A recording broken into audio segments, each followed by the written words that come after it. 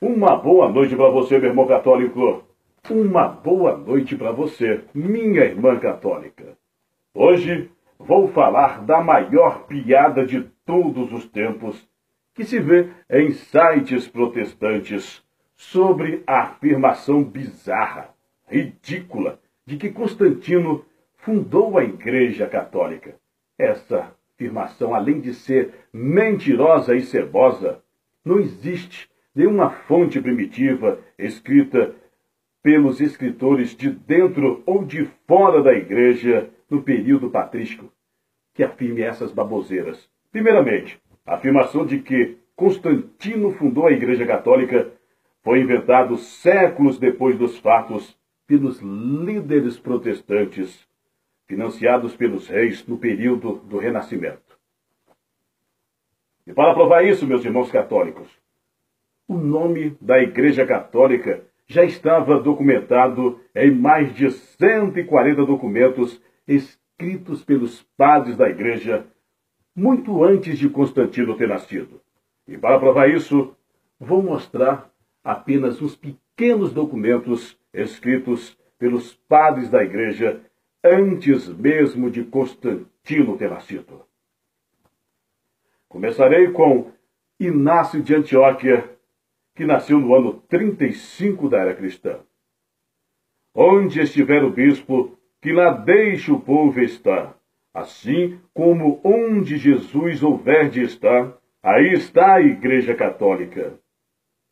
Agora vamos ao testemunho de Policarpo, nascido no ano 69 da era cristã. A Igreja de Deus que peregrina em Esmirna, a Igreja de Deus que peregrina em Filomélio e a todas as paróquias da Igreja Santa e Católica em todo o mundo. E continua Policarpo. Fez menção de todos quantos em sua vida tiveram trato com ele, pequenos e grandes, ilustres e humildes, e especialmente de toda a Igreja Católica espalhada por toda a terra. E no martírio de Policarpo se lê: Senhor Jesus Cristo, o Salvador de nossas almas, tu é o governador de nossos corpos e o pastor da Igreja Católica em todo o mundo.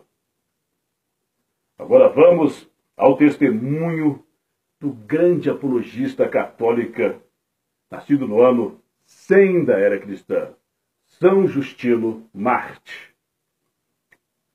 Ele diz: pois os homens de gerações anteriores que instituiu ritos privados e públicos em honra de como eram mais poderosos, causou o esquecimento da fé católica para tomar posse de sua posteridade.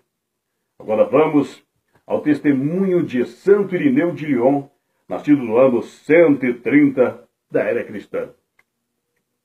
Ele diz: como esses professores que são destituídos de sabedoria verdadeiramente divina podem manter, enquanto a Igreja Católica possui uma única e mesma fé em todo o mundo? E continua Irineu: a verdade não é encontrada em nenhum outro lugar, mas na Igreja Católica, a única depositária da doutrina apostólica.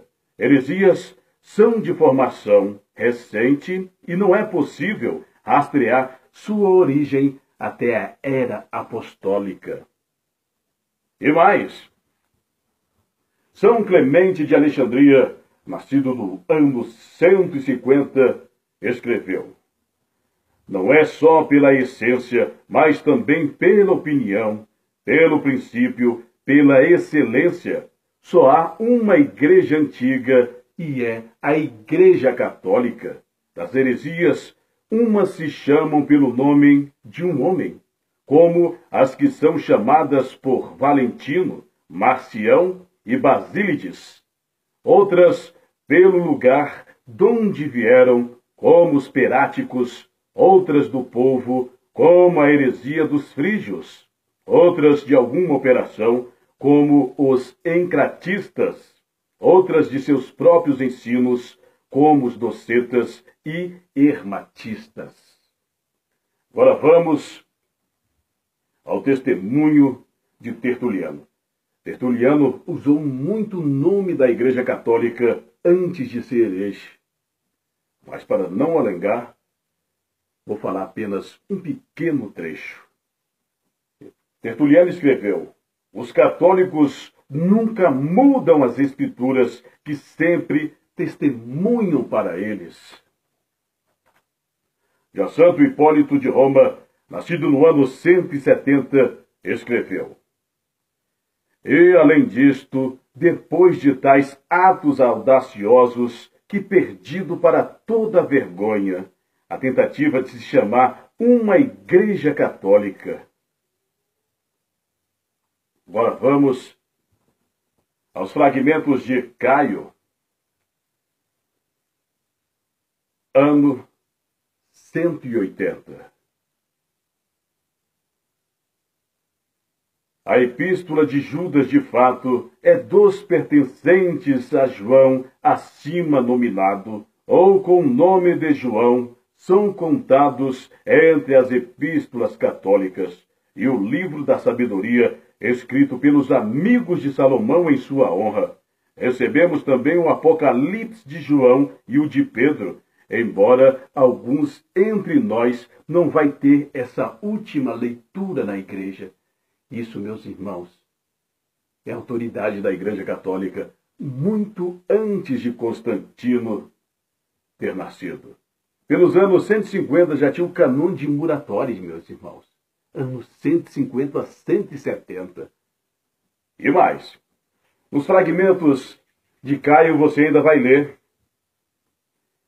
escreveu além destes um a Filemon e um a Tito, e duas a Timóteo na afeição pessoal simples e pelo amor de fato, mas ainda estes são santificados na estima da Igreja Católica e na regularização da disciplina eclesiástica. Fragmentos de Caio, anos 180 a 240. Isso mesmo, meus irmãos. Caio nasceu no ano 180 e morreu no ano 240. Isso é muito antes de Constantino ter nascido. Agora vamos ao testemunho deste grande padre da igreja, de nome São Cipriano de Catargo, nascido no ano 200. Ele escreveu: mas o que é a grandeza de seu erro e qual a profundidade de sua cegueira, que diz que a remissão dos pecados pode ser concedida na sinagoga dos hereges? E não permanece sob o fundamento da única igreja que uma vez foi baseada por Cristo sobre a rocha. Pode ser percebido a partir disto que Cristo disse a sós a Pedro: tudo o que tu ligares na terra será ligado no céu, e tudo o que tu desligares na terra será desligado nos céus. E continua Cipriano.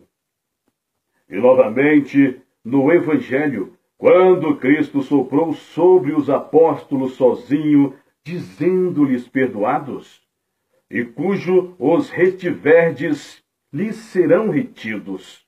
Portanto, o poder dos pecados remitente foi dado aos apóstolos e às igrejas que eles foram enviando por Cristo, e foram estabelecendo os bispos que sucederam a eles pela ordenação vicária. Mas os inimigos da Igreja Católica são os adversários de nós. Meus irmãos, isso é muito antes de Constantino ter nascido. Eu poderia colocar os testemunhos de Firmiliano, de tantos outros padres da igreja, mas só com esses documentos aqui eu refuto qualquer asneira de sites protestantes ou de qualquer outro historiador de fundo de quintal que fale que Constantino fundou a Igreja Católica. Isso é mentira lavada, descarada. Isso não existe. Tenhas uma boa noite, meu irmão católico. Tenhas uma boa noite, minha irmã católica. E até a próxima aula.